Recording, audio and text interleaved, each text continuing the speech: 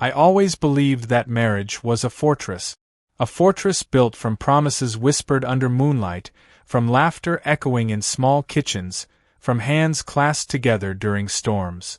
I thought ours was unshakable, the kind of bond others envied.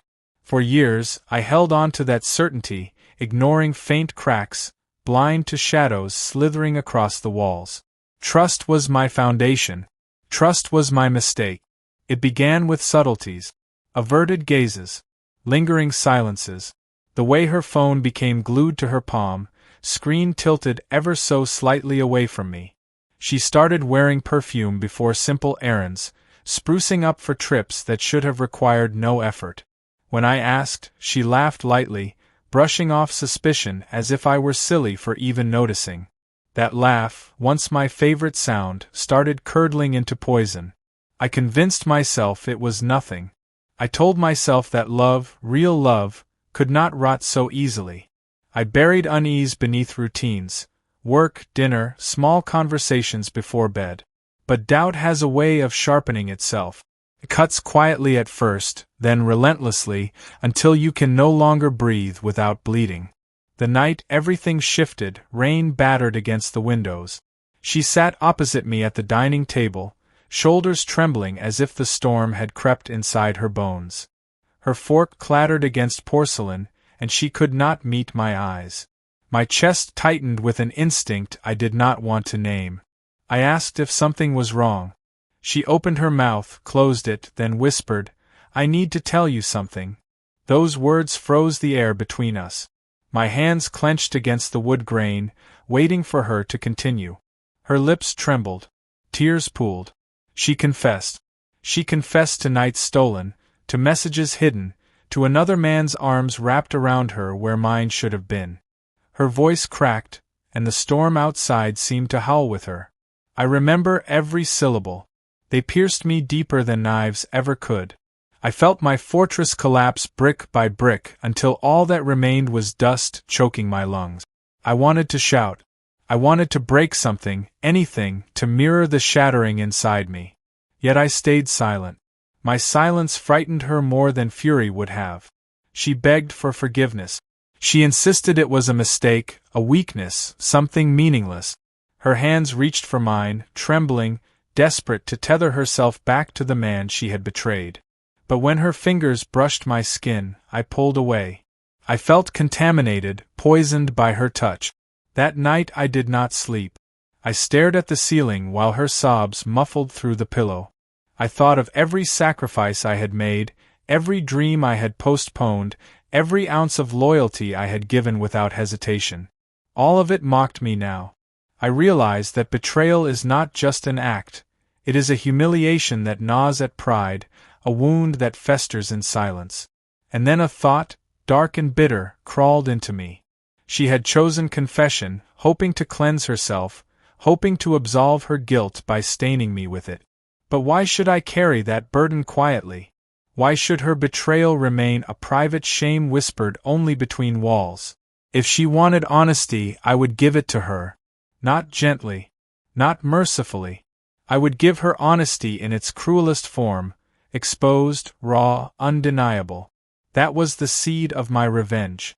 A seed watered by rage, nourished by humiliation. I decided that night. Her confession would not be her redemption. It would be her downfall. Morning arrived like a cruel joke. Sunlight crept through curtains, spilling warmth over a bed that felt frozen. She lay beside me, eyes swollen from weeping, breath shallow as if each inhale risked shattering her further. I did not touch her. I did not even look at her. I rose quietly, dressed with deliberate slowness, and walked out of that room as though it were a crime scene. At work, voices buzzed around me, colleagues spoke of deadlines, meetings, trivial matters. I nodded at the right times, but inside my mind thunder roared. Every image of her betrayal replayed endlessly. His hands where mine should have been. His lips tasting what I thought belonged only to me. I felt sick, yet I clung to composure. Rage without control is wasted energy. Rage with precision becomes a weapon. During lunch, I sat alone and wrote. Not on paper, but in my head. I outlined steps, imagined outcomes, considered consequences. She had hoped her confession would be our private secret. Instead, I would make it a spectacle. Her shame would not be confined to whispered apologies. It would be displayed under lights, witnessed by every eye that once admired her. She wanted forgiveness, I would give her exposure. When I returned home that evening, she greeted me with forced calm. Dinner simmered on the stove, her attempt at normalcy. She tried small talk, but her voice cracked under the weight of guilt. I answered minimally, watching her squirm in silence. She could sense the distance, though she could not yet comprehend its depth. She thought I was grieving. In truth, I was sharpening my plan. The first step was information. I needed to know everything: who he was, how long it lasted, where they met. She had offered fragments during her confession, but I required the whole picture. So I asked, gently, almost kindly, while she believed there was still hope for reconciliation. Her relief was palpable. She mistook my questions for interest, for a chance at rebuilding. She answered eagerly, unaware that each word was a nail in the coffin I was constructing for her reputation. His name, his workplace, their haunts, their messages, I collected it all like evidence. She did not realize she was handing me the tools of her destruction. The irony twisted inside me like dark amusement. Later that night, as she showered, I scrolled through her phone. She had not yet erased everything, perhaps thinking confession was enough. I found photographs, conversations drenched in affection, promises that mocked everything we once stood for. I forwarded them to myself, each message a spark feeding the fire of my fury. When she returned, wrapped in a towel, she smiled weakly, as though hoping my heart might soften. I nodded politely, concealing my storm. Her relief was almost tragic. She had no idea that her sincerity had already sealed her fate. Lying in bed, I stared at the ceiling again. My thoughts were no longer scattered pain but focused design. Public humiliation required timing, precision, audience. I envisioned scenarios: friends gathered, family present, her dignity unraveling under the weight of exposure. I would strip away the mask she wore so carefully, reveal her betrayal not as a private misstep but as a spectacle. Sleep eventually came, but it was not restful. I dreamed of stages, of her standing beneath a spotlight, confessing not to me but to everyone. The dream lingered when I awoke, burning vivid in my mind. By morning, I knew exactly what I had to do. Plans grow sharper in silence. I spoke little during those days, watching her carefully, measuring every movement, every word. She mistook my quiet for healing. In truth, it was plotting. A predator crouches in stillness before striking, and I embraced that stillness with patient resolve. Her guilt transformed her behavior. She cooked elaborate meals, left small notes of affection around the house, clung to me with desperate touches. I let her. I accepted her offerings without warmth, without rejection. She thought she was repairing our marriage.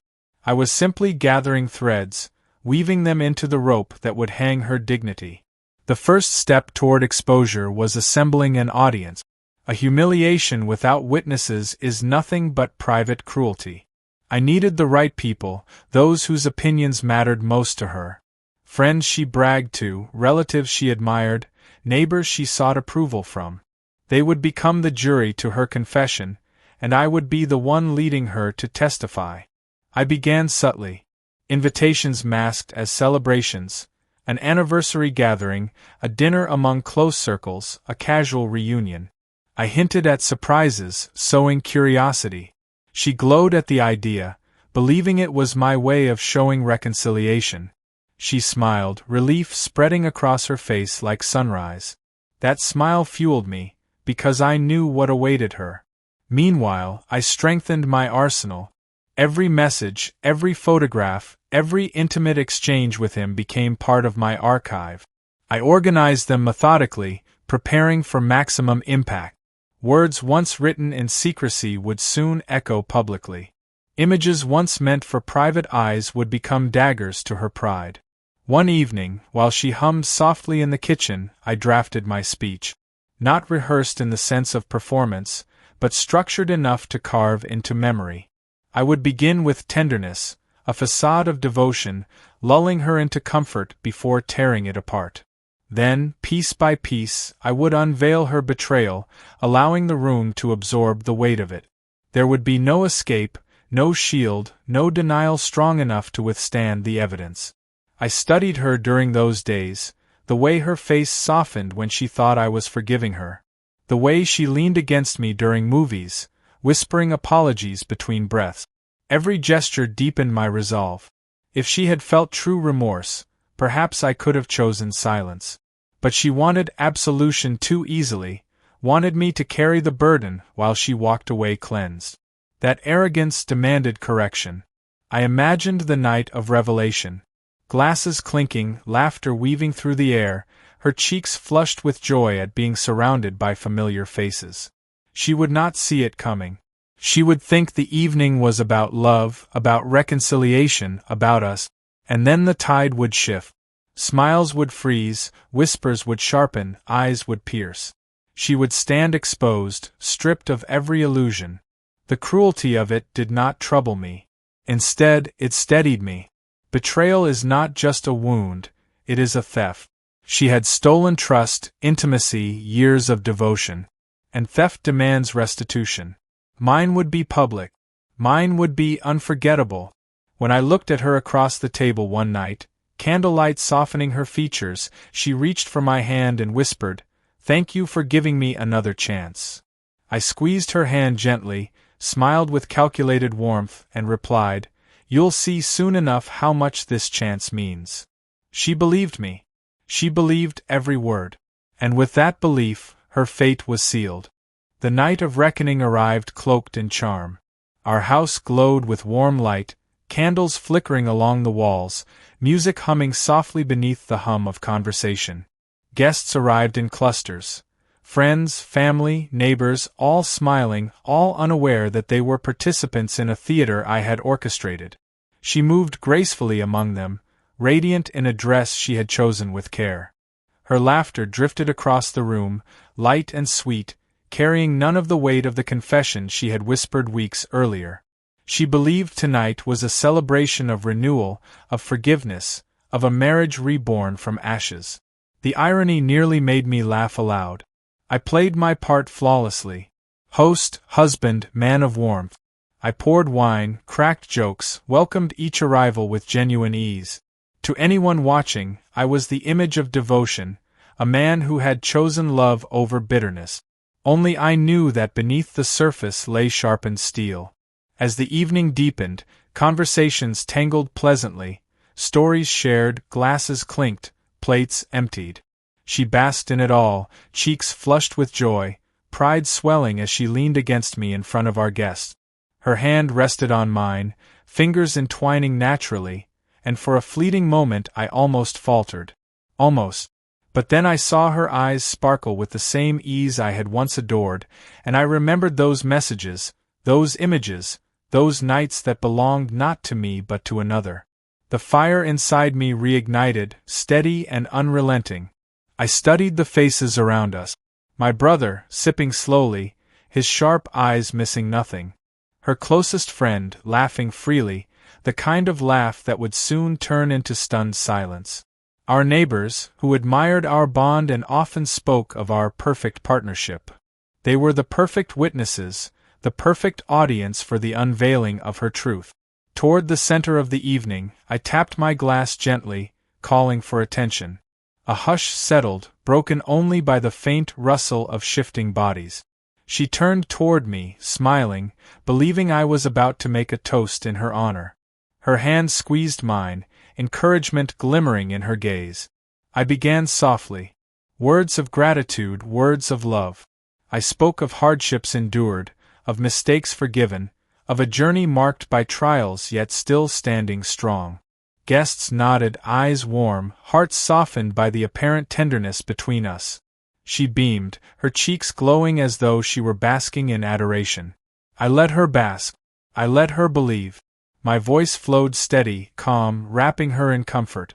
I spoke of second chances, of confessions, of truth. My phrasing was delicate, careful enough not to raise suspicion too soon, but layered with undertones she could hear. I saw her shift slightly, unease flickering across her smile. Her eyes darted to mine, searching, questioning. I held her gaze with calm certainty, offering no answers. Guests noticed nothing yet. That moment was delicious, the slow tightening of the trap, the first tremor before collapse. As laughter resumed and wine flowed once more, I retreated into myself, savoring the anticipation. The reveal would not come immediately. No, it required the perfect moment, the height of her comfort, the peak of her pride, the very instant she believed herself redeemed. Only then would I tear it all away. And so I waited, watching her shine, watching her laugh, watching her believe. Every smile she shared, every word she spoke, every touch she gave me fueled my resolve. The higher she climbed in her illusion, the harder her fall would be. The stage was set. The audience was ready. And she had no idea the curtain was about to rise. The moment ripened like fruit left too long in the sun, swollen, heavy, ready to burst. The guests were deep in their laughter, glasses refilled, plates scraped clean. She leaned against me, radiant, glowing with the illusion that everything broken had been repaired. I felt her warmth, her trust, her certainty that the night belonged to her. That made the betrayal all the sweeter. I stood, glass in hand, and tapped it once more. The familiar hush fell, expectant eyes turning toward me. She smiled at me brightly, a silent signal. Say something beautiful about us. And so I began. I thanked them all for coming, for celebrating our bond, for believing in the strength of love. I spoke of struggle, of forgiveness, of the beauty of confession. My tone was tender, my words draped in poetry, and I watched tears glisten in the corners of some eyes. She blushed, lowering her gaze modestly, playing the role of redeemed wife. Then I shifted. My voice hardened almost imperceptibly, steel slipping beneath silk. I said marriage is built on trust, yet trust once broken leaves scars. I said honesty must not be whispered in shadows but spoken where it cannot hide. I said tonight, in front of those we value most, truth deserves to stand naked. Confusion flickered across faces. Murmurs stirred faintly. She glanced at me, her smile faltering, unease crawling across her features. And then I pulled out my phone. I projected her words, their words, onto the screen I had prepared earlier. Her laughter from messages, her promises, her declarations of love to another man filled the room, displayed larger than life. Gasps rippled through the crowd. Silence struck like thunder after lightning. Her body froze, rigid, eyes widening in horror. She lunged toward me, whispering frantically, "Stop, please, not here," but it was too late. The room had already seen. The room had already judged. I scrolled further. Photographs appeared, her smile tilted toward someone else, her hands where they never should have been. Proof undeniable. Whispers erupted, sharp, slicing the silence into shreds. Friends shifted uncomfortably, family averted their eyes, neighbors stared with thinly veiled disgust. She collapsed into her chair, hands covering her face, sobs clawing their way out of her throat. Her body shook, fragile, pitiful. She looked not like the woman I once loved, but like a figure stripped of all armor, laid bare before the people who mattered most to her. I said nothing for a long while, letting the evidence speak, letting the weight of her betrayal sink into every corner of the room. Then, with cold precision, I told them she had confessed, but confession is not redemption without consequence. I told them love cannot survive on deceit. I told them I had chosen to let truth live here tonight, not hidden, not whispered, but revealed. Her closest friend covered her mouth in disbelief. My brother's jaw tightened. Neighbors whispered, their eyes darting away when she looked up, pleading silently for mercy. But mercy had no place here. She tried to speak, her voice breaking, words tumbling incoherently. Apologies, excuses, desperate explanations. None of it mattered. The room had already turned cold. Every eye was heavy with judgment, every silence a verdict. I remained standing, tall, steady, untouchable. She crumbled beside me, her sobs echoing through the house we once called home. And I felt no pity, no hesitation, only the strange calm of justice delivered. By the time I raised my glass again, her world had already collapsed. And I drank to her ruin. The party ended in fragments, like glass shattered across a floor. Guests slipped away quietly, avoiding eye contact, muttering empty words of thanks as though politeness could sweep away the wreckage they had witnessed. Some hugged me stiffly, offering sympathy they did not quite know how to express. Others left without a word, the weight of scandal clinging to them like smoke. She remained slumped in her chair long after the last guest departed. Her makeup smeared, dress wrinkled, hands trembling as though she had aged decades in hours. I watched her silently, the way one watches a storm recede, leaving behind debris. She looked up at me once, eyes swollen, mouth opening as if to beg, but no sound came. She lowered her gaze, broken. The house felt hollow after everyone left. The echoes of laughter, now soured, clung to the walls. I collected empty glasses, plates, remnants of what had once masqueraded as celebration. She did not move. She sat there like a statue of sorrow, unable to rise, unable to face me. When she finally spoke, her voice was a whisper cracked by grief. "Why did you do it?" I answered with calm clarity. "Because you tried to bury your guilt in me. You thought confession was cleansing, that by spilling your sin, you could walk away lighter while I carried the weight. But truth doesn't belong to you alone. It belongs to every person you deceived." She wept harder at that, the sound raw, unrestrained, echoing through the empty house. For the first time, I felt a flicker, not of pity, but of finality. The fortress I once believed in was not only broken, it had been demolished, burned, and scattered. There was nothing left to rebuild. In the days that followed, the ripples spread quickly. Her friends stopped calling. Her family, embarrassed, avoided gatherings. Neighbors whispered behind curtains, their voices hushed but their stares unhidden. Everywhere she went, eyes followed. Judgments lingered in silence, and she carried her shame like a visible scar. She tried, at first, to repair what could not be repaired. She wrote me letters, pages upon pages of apologies. She begged for another chance, promised devotion, swore she had learned. But her words were hollow to me, echoes of a voice I no longer trusted. I read the letters, then burned them one by one. Watching the paper curl and darken in flames felt like ceremony, a ritual of closure.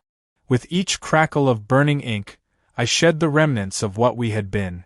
I did not tell her to leave immediately. That would have been too merciful. Instead, I let her live in the aftermath, surrounded by the wreckage she had created. Each day she remained in that house was another day she confronted the consequences of her betrayal. Eventually, she packed her belongings quietly, her movements heavy with defeat. She left without goodbye, without confrontation, only the soft sound of the door closing behind her. The silence that followed was different. Not heavy, not suffocating. It was clean, almost liberating. I stood in the center of the empty living room, the same room where laughter had once filled the air, where trust had once lived, where humiliation had finally been delivered. I felt no joy, no sorrow, only clarity. Betrayal had taken everything from me, but in return, I had taken everything from her. And in that balance, I found peace.